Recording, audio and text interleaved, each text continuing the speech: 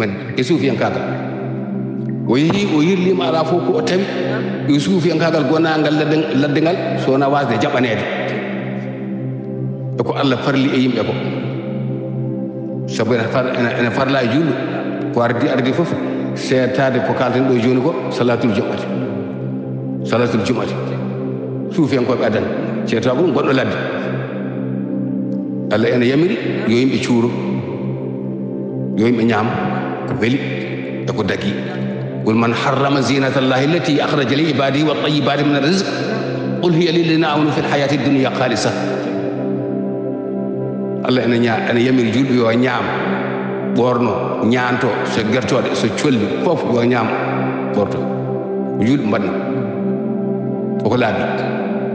kamɓe ɓe goppi ɗum ɓe ñaamoya ɓiɓɓe leɗɗe Allah ene yamiri yo joomum wonde yimɓe soccodira yimɓe no annabi sallam soccodirno e sahabaɓe ni ene waɗe ene yaafo ene waɗe ene yofto yo huccodira julɓe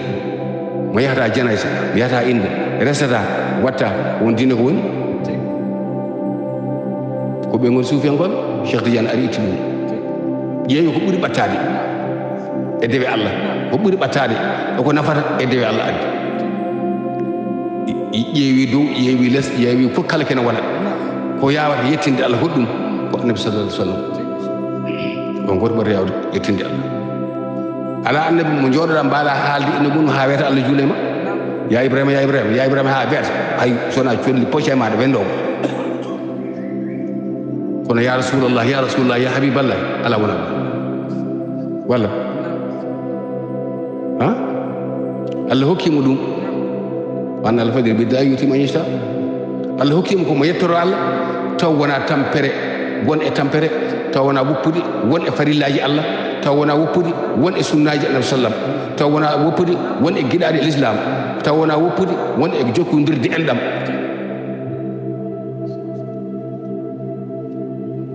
ɗum ɗo ɓe goni suufiyankoɓe woppunoɓe ɗum koɓe goni suufiyankoɓe Cheikh Tidiane ari Allah hokki ɗum itti fof artiri wona suufiyanke aɗa juula e waktu wona suufiyanke aɗa ñaama ko weli wona suufiyanke aɗa resa wona suufiyanke aɗa huccodiri e bande en aɗa ñagodiri e bande en a tawi juldeji a tawi fofof julɗo mo seedata ko juma seedata ko janaysa seedata ko dewgal seedata ko inde wonko woni ko ɓe goni suufiyankoɓe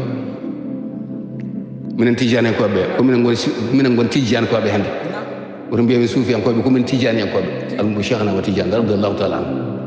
tijaniyankoɓe e suufiyankoɓe jiida minen emin jaaha jama laaɓani ha laaɓe nan laaɓi firga cer heddi ko namdani oustad e mi anda ɗum nani emin ceedo juma emin ceedo jama emin kuccodira yimɓe emin kuccodira walla emin tawi fof min ñamani ɓiɓɓe leɗɗe sona solat nde min ƴakka ha bone waɗa walla emin ñanto emin jarodira emin jafodira suufen keɓɗo to e ladde mo lotota ko anda hayno janaba lotorte walla ko nandi hen ene rewa Allah sa ƴeewi deftere wotere en wi Ibris Abdoul Aziz Dabakh en waɗini ma taw toon kawisaji e suufiyanko no poti hawnade te ɓe mbi kene ndewa Allah haalta he goto resata watta ɗum aduna ne heewa ceerno sallam wi tana huwa tana salu kono nimo kafirkum bil umam ndesodiri e beele oɗon jibina komi baddeteɗo e moɗon ɓuural yowmal qiyamata janggo ɓurde helde hewde leñol an goto sa ɓitti kakon maɗa fay dow a resani a waɗaki goto ɓinguel mawɗo sa ma yoldonowo jafoɗanowo mawɗo ha pamete yimɓe ayi oustaz Ahmad Yero Kuyɗe rahmatullahi alayhi yo Allah yurmo ya famo mbaɗa jogui wiide yo makko goto ɗo o haalata omo haala salatul fatih lima ohli o wi neɗɗo sene yedda hunde yo accu ha yenane hokka dalilu o wi oɗo salatul fatih mo jedda toon o galna ɗum dalil kanko oustaz Yero Kuyɗe ko ni o wi o haali o naati e salatul fatih lima ohli e feññina ɗum yimɓe neɗɗo sene yedda hunde yo accu ha anda ko yeddirta ko so namdama dalilu haala onon noon so ɗon mbiya suufi eɓe gandi suufiyankoɓe tijjanokoɓe gona goto son jaaɓi ko ni son cellima kadi ko ni anani so tawi on jeddi on mbi Ousmane Sall ko kefeero suufiyankoɓe fof ko hefere ndene woto mbitten kalde sere mon mboton ɓeɗe babiraɓe mon fof e yummiraɓe mon ko suufiyankoɓe goto no mbawi darade taw ɗo mbawmi daranade on taw so dokki hurum fammata ba so dokkani ha dow kadi padde toɗo ala komi haal pular ɓi haal pular kadi komi fuutanke o nani safaro yo haaɗe hani so tawi neɗɗo ñaaguima on yaafiya mi ñaaguima on yaafiya son jaafaki joɗɗe min mo ñaagodirmo yaafiya min jaafodiri ha laakano komin yaafodiri holɗum ɗum wadde hen keferagal te ono mawɗo hillifa mbiɗon ko sunna jaaton mbiɗon ko laaɓal jaaton mbiɗon ko ɓural jaaton hol ko haɗi on hajaade sukaɓe moɗon e dow holɗum emin jogui hono mabɓe de hawan leydi emin jogui hono mabɓe suufiyankagal ngal mbiyata ngal ko banggue tijjanenkagal ngal min gongal ko tarbiya ne heede andi nede mawɗo andi nede jaam andi nede sunna ene yaha jama e juma o emin jaha jama e juma oɗon jaha juma e juma min ɓuuri on ko zicrullahi min ɓuuri on ko teddinde mawɗo min ɓuuri on ko hormade julɗo Amadou Koufa o a zaimul mutamarid Amadou Koufa ko Amadou kefere wona Amadou Koufa sene hula kono malnaɓe kultam min ko ɗon jooɗimi hay so woni Mali hay hunde ala ko waɗe diine sowona musiba artata koye makko koto juulɗo yahata e jamaji en hen sowona fasiɓe jagga nayyi fulɓe yeeya hefereɓe pour ha cooda dinguire ɗo kanŋe asat wona ɗum ɓe kalde to koɓe mbaɗe ɗum accord ɗo fulɓe gon fof diwanuji ɗi kanŋe nan ɗon an Amadou ko yan e mabɓe kefton nayyi ɗi ha gasa mamin dokka kaɓirɗe min kabta leydi ndi min gasa son pamani ko o musiba won toon so tawi Amadou Koufa jingganto ko l'islam ɗi an holno puistirta duuɗe holno puistirta jamaji mbiya ko diine pellata hol fof diino garɗo fusi ɗum ɗo en nanni ha jiiɗomo fof aɗa wara bande en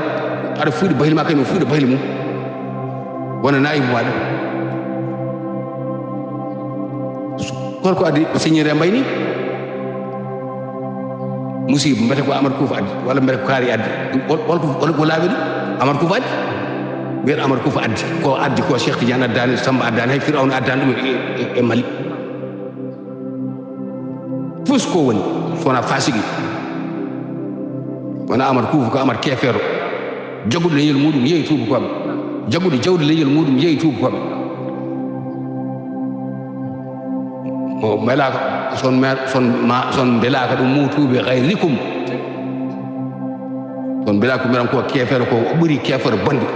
ko waɗi fulɓe Mali ko e fulɓe haalpulaar en kala no jogori wonde ko waɗiɓe ko Firawna waɗanno bani Israël laɗo hele jama e juma mbiɗa gaɗa Faludine sarat duuɗe yanka hay sa tawi ceerno ene dabo kam jaggu ɗum hokku ɗum ko dabo wona ceerno on dara ko ñaami a jogi kalis wuccin rokkin ɗum ko ñaami mbi kalis nan janggin sukaɓe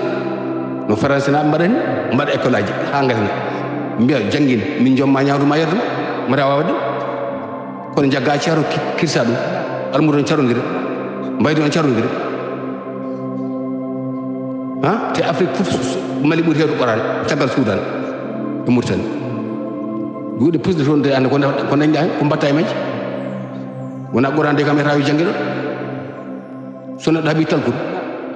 imade bonde talkude e kalas ko ɓuuri bonde ha talkude e kalas ko ɓuuri bonde haɓɓude talkude neɗɗo e ƴettude kayit pharmacie waɗa e poche mum ko ɓuuri wonde kefragal kuɗogal talkude windaɗo bismillahi irrahmani irrahim windira laaɓal e oɗo bindirɗo nan inde Allah ala hen hay hunde ala hen ko kalta gaccimi jeeyi son cuusa wiide mbi ko zaimul mutamarrid Amadou kefeero wona Koufa 46 85 kala jaaɓi ɗum 47 13 86 0 wala kara mbimi amata kefere mbimi min mi anda sunni yanke en hula reedu mi anda pelow jihad en hula reedu mi anda jillu Allah en hula reedu mi anda jingano wana salam en hula reedu mi anda jillu Cheikh Tidiane en hula reedu assalamu aleykum wa rahmatullahi taala wa barakatuh. eyyi caggal nde kettiɗen ceerno men Ahmed Tidiane Alpha Mama Siley ɗo e leegal men moderne galle makko kadi e nduwanima dendagal windere nde machallah ɗi mbiya kadi Allah junno gurdam makko. Ceerno o wiyete ko Leyla War o yo woni ko Belgique o wi kanko noon on suka gorko ene yiɗi ƴamdemo kono suka gorko noon o jokkodiri koye tubakoɓe jogiiɓe dawaɗi almaƴi jeeyeteɗi ɗi ɗum noon kanko ɗum no lundi haqqille makko jeeyowo dawaɗi o wina resma ɗum kam holko seri wiye ɗum Leyla War. Waaleykum salam wa rahmatullahi taala wa barakatuh. Jeeyowo dawaɗi en wani jeeyowo oto janani tan mara koptoto janon ene yeeya a yiyan ɗum enka ka fasiki anen a yiyan oto lam ene hefta ɗo ne yeeya ɓen gona ko julɓe mbi so tawi on ko julɗo ene yiɗi resdemo yo res haji makko ala dawaɗe so tawi on ko julɗo mate mbabba yeeyata puccu yeeyata ha walla a yiyan ene yeeya so on ko julɗo kanko ko julɗo yoɓe ndesodira ko julɗo yoɓe ndesodira wassalam. eyyi namdal ɗiɗaɓal noon ko oɗo wiyete ko Ahmed Sow o wi o woni ko Ziguinchor o wi kanko ko animateur musique ɗum noon holko sari e haali mbaɗo animateur musique kalis muɗum. kalis o kam kanko waɗi tan koko harmi kalis o ne harmanimo kanko ni waɗa ko barke kono mo hokki mo ñamat wassalam. eyyi ceerno oɗo duwaw kam ko mayɗo tan foti waɗande walla hay julɗo ne foti waɗane ɗum wiyeede hono mbiya joni Mamadou Diallo o heɓa ko belamma joni mbiyamo inna lillahi wa inna ilayhi raji'un ɗum noon holno ko sharia haali ɗum on salotoɓe ɗum ana paman ɗum kamɓe ɓe paman ɗum ko kalɗa ko laaɓani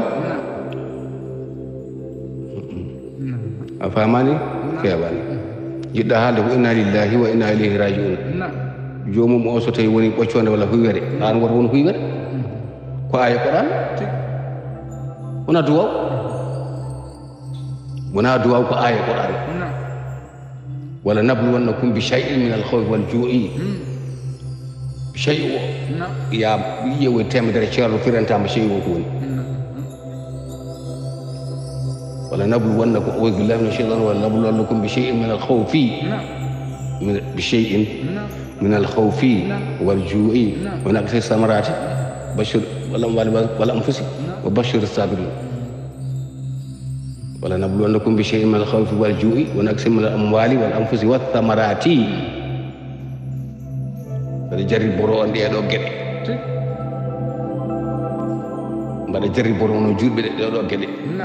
شيء واسع عندك مصيبة باسل شيء أدو باسل basal ngal minal khawfi umrade kulol ko basal wala wana minal ju'i ala nabulano be shay minal khawfi wal ju'i e heege ko basal wala wana bi ay wala du cap wana aqsid min ath-thamar min al-amwali wal anfusi o ustrede jawɗele e pittali wana basal mais baɗɗo jari bo ndeɗo geɗe joyi kala heerno ko podmi e dow joomum ko wiyete la yukallifu llahu nafsan illa wusaha Allah fata fittano ko wawaɓe pen